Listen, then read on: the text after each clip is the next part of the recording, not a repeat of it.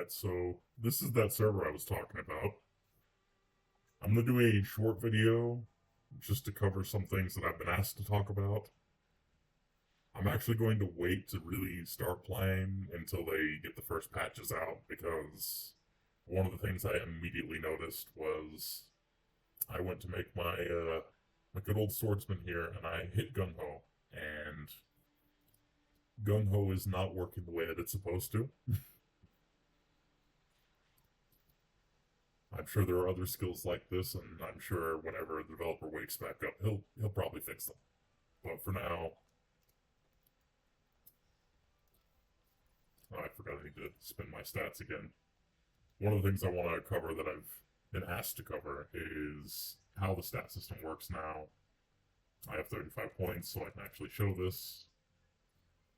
I actually don't want to go that direction. I'm going to go this direction. So, I believe the next, I think it's one more level. So, that's my first 25 spent points, and the next one is going to take 2 points. That's the way the system works. Every 25 points, it'll increase the cost by 1 additional point from the last one. Now, another thing is the way that your weapons work. The weapons scale based on your stats, but each weapon set has a different stat bonus. Like if I equip this, I get much weaker because the sword gives you some constitution scaling, whereas the mace does not. So basically all these points are gone for my damage, but then if I have a sword on, I get some of them back. Now, what I was saying about gung ho, it's a little strong. It's not supposed to be this strong.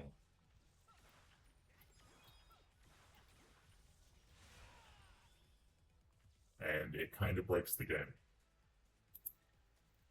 I turn it off, I actually do the damage I'm supposed to do. And the main reason I want to wait is because I could use that to rapidly level up, and I am very tempted to do that. I haven't yet. I just barely walked through the tutorial, and then I actually started using my buffs, because that's when you need to start using them. The tutorial's very easy. And obviously, yeah, it's well beyond what it's supposed to be. It's using the old formulas or something, and before we were hitting millions, so that's not that much. Currently, it's a lot. So, I'll be waiting until they fix that stuff so that I can play the game the way it's supposed to be played and actually get a feel for what it's going to be post-launch. Right now, we're in a test server. All of the progression gained now will not be preserved. So you don't even gain anything by exploiting something like that. You just kind of limit the knowledge that you gain from actually playing the game, as well as kind of hamper your experience a little bit. You get to see your numbers go up faster, but also you render any gains irrelevant because you're already hitting 10,000 damage with no investment. So personally, I'm going to win. But I am going to cover the weapons for those that are going to start. Exploit the bug, don't exploit the bug, it's up to you. There's probably other skills that are doing the same thing. But the weapon scaling is the sword scales on strength primarily, dex secondary, and then con as a third stat that it gets a little bit out of, and the fact that it gets a little bit makes it exponentially better than my mace, which is ever so slightly stronger in terms of attack, but the scaling of the mace is strength-based. Like, it's almost exclusively strength, and then a little bit from spirit. So, the fact that I have very little of both of those means that it's much weaker. Now, if I was to swap my stats to be more focused on spirit, this is actually probably closer to what I would spend my stats on. No, never mind. do something more like this. Because I can dodge attacks, I can't dodge my SP pool back. So if I do something like that, and then I equip the sword, I lose a significant amount of attack. And it's because the spirit is giving me some damage, whereas when I put the sword on, even though I get some from the constitution that I'm not gaining while I have the mace on, I have more spirit. So that's why the damage difference is less noticeable, because I at least have some constitution. Now, of the weapon types, as I recall, maces, as I said, spirit, strength. Swords, strength, dex, con. Two-handed swords, strength and con, I believe. And they're more heavily dependent on con. No, I think they're still primarily strength, but they have a large con bonus compared to the mace or the sword having a small con bonus. So two-handed swords are basically just built to like make the Highlander and Barbarian able to stack enough constitution that they can actually stay close range without dying. The spear is 50-50 dex and strength.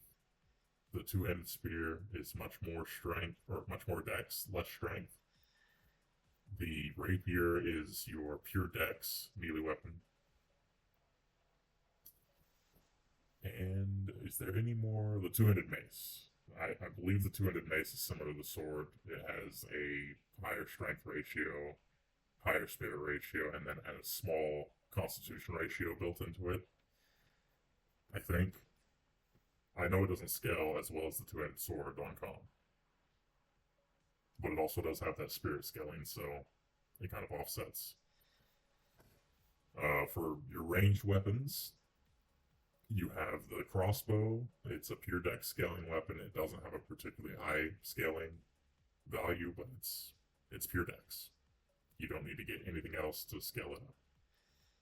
The musket and the pistol are also pure dex. We haven't seen those yet. We just know they're pure dex because the developer told us. They have a higher dex scaling than the crossbow, or at least the musket does. I think the pistol does as well. I'm not 100% sure on that one. And then the normal bow and arrow is strength and dex. And you have no strength scaling. Maybe the cannon? I want to say the cannon was strength and constitution mostly, and then a little bit of dex. I mean, logically, that's kind of what I feel like it should be. I think that's kind of the whole idea. You know, you pull back a bow, so since you had to draw the string, your strength plays a role. You do not pull back. I guess technically you have to line up a crossbow, but not in TOS. In TOS, you just point the crossbow and shoot. So strength doesn't really play a role. So I would assume cannons are like strength and con or something like that. So that every class will have something that allows them to build any stat direction they want. Wizard's the only one that doesn't exactly have a strength option. They don't get anything from strength at all. And their constitution option is less about a weapon type and more just about the fact that Tharma can swap your con and int whenever you want. So if you go high constitution, low int, you can swap your stats and then use some spells, and then you can swap back to heal. Or to tank, or whatever you need to do. Something that I should mention about the wizard in that is Magic Barrier is now...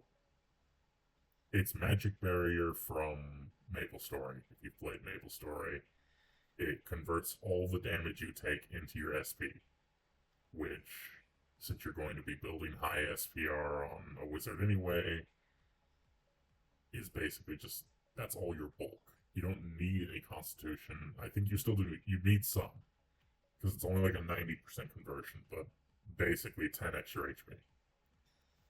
Or something to that end.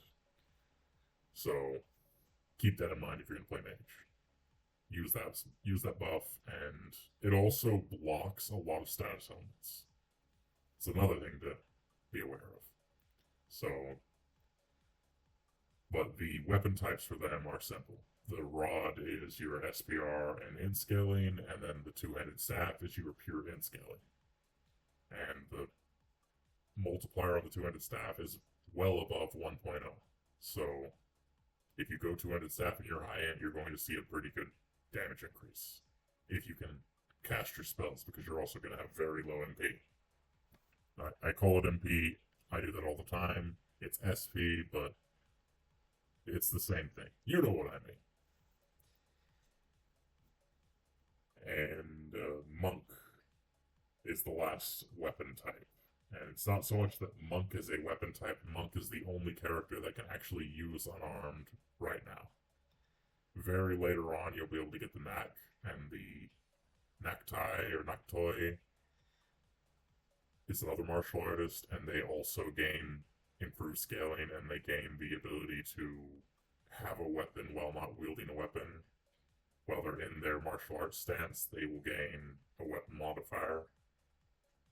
Monk is the class we have that does that already. When you're unarmed, you gain... Your attack is calculated based on your strength, constitution, and dex. And I believe when you're a monk, it also calculates in part of your spirit. And when you're a knock, you gain extra constitution damage, I think. It might be extra strength.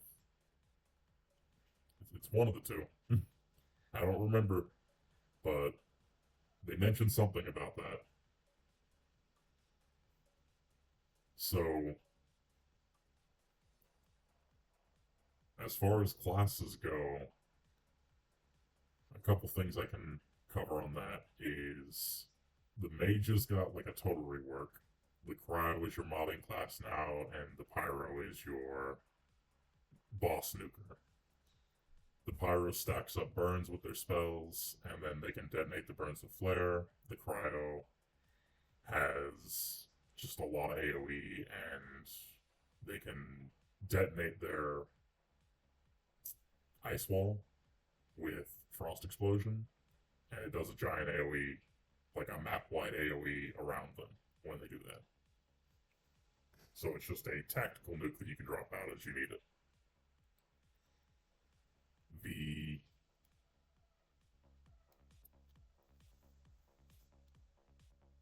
The archers didn't really get a lot of changes early on. The biggest thing is kneeling shot. While you're kneeling down, it gives you a flat damage multiplier rather than a fixed amount of damage increase, meaning when you have max level kneeling shot, it's like a 3x multiplier. Maybe even more than that. So if you're using a class that can kneel down while your attacks are going off, so the Wagushin, the Hunter, the Sapper, probably some more classes I can't think of on the top of my head. If you can kneel down while your attacks are hitting, it will calculate that damage. So you can just triple the damage of your attacks by kneeling at opportune moments. The Sapper is probably the biggest benefiter of that, because you can set up all your traps, kneel down, let the mobs run into them, and set them off by just hitting them, and they'll take a ton of damage.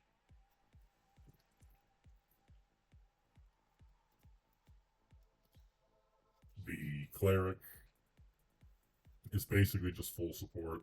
You go full support Cleric, and you're going to party your way up to Sadu or Monk, are the two first real DPS Clerics. But their buffs are very good. Now you have to stack Spirit for their buffs to work, and then later on you're going to respec out of Spirit to actually get some combat stats. You're going to go for Int if you go Sadu, or you're going to go mostly Strength, I think, if you're going Monk.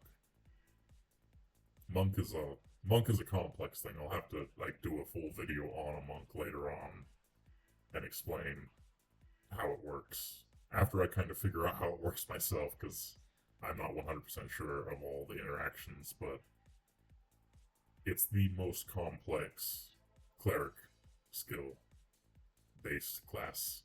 I don't know how to phrase it. It's just very complex. You have to have SP, you have to have stamina, you have to have con, you have to have spirit, you have to have strength, you have to have int. Everything that you can invest in, you need dex so you can get your crits. Like everything you can invest in is good. So it's just a very build oriented character. But it's also very powerful if you build it right. And then swordsman, I'll do a whole video on them because it's going to be the class that I play for the test. Depending on how long the test goes, that might be my only character, or I might do other characters. We'll see how long it takes. But I'm gonna wait until Gung Ho is fixed. I'll give a rough explanation of how it works. Normally, Gung Ho converts your defense into attack, so I think it will still take my defense. So yeah, it does take my defense, but it gives way too much attack. Normally, it would give me like 50 or 60 attack, because that's what it took for my defense. I don't know why it's giving me 3,000 more than. So that's how that's supposed to work. I'm going to wait until it's fixed, because I want to actually see how it's going to be on the live server. Because I actually need to remake my... I think I need to remake everything, actually. I think I was on the original test, but I'm pretty sure my data was added like right at the end, right before they went back to private tests, and then all of my progress is done on the private tests, and I'm pretty sure none of that is preserved. So I'm gonna have to remake everything, so I want to be able to know what I'm gonna need to deal with early on. And if I just breeze all the way to level 50 or higher with Gung Ho hitting 10k damage, that's not really gonna be very informative. But normally with Gung Ho, like, it literally was working the last test. The last private test we did, Gung Ho basically raised my attack to about 300. And I went from taking, with my build, I was taking like 10, 20 damage per hit, and I was taking like 50 or 60 damage. So it's a pretty big increase in the damage you take, but it is a good damage increase. Concentration, for the build that I'm going to do when I actually start playing, like I said, I'm going to wait until they finish fixing that. But concentration is going to be the direction that I actually go. I am going to probably keep swashbuckling. I thought I couldn't use swashbuckling while not using a shield, but apparently you don't need a shield to use it. And wait. It says I can use it with a dagger, but I definitely can't.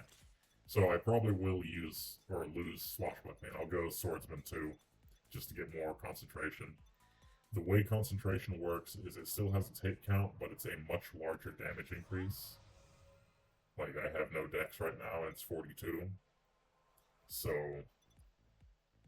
comparatively, this is going to give me a lot of free damage for no expense. Unlike Gung Ho, which will make me take a lot of damage, this is just free damage. It also gives you crit rate and some other things, which that's what's going to matter for me more later on. The crit rate is going to be make or break, because I'm going to go swordsman and defensor, and I'm going to use a rapier as my main weapon, so I won't be able to use a shield, and I'm going to be pure dex scaling. So, when you have the rapier on, you actually do scale your crit based on your strength. It flips it around, but you still do gain the crit from concentration and from hoplite. And what I was going to say about that is hoplite has an interaction with concentration. So concentration has its hit count.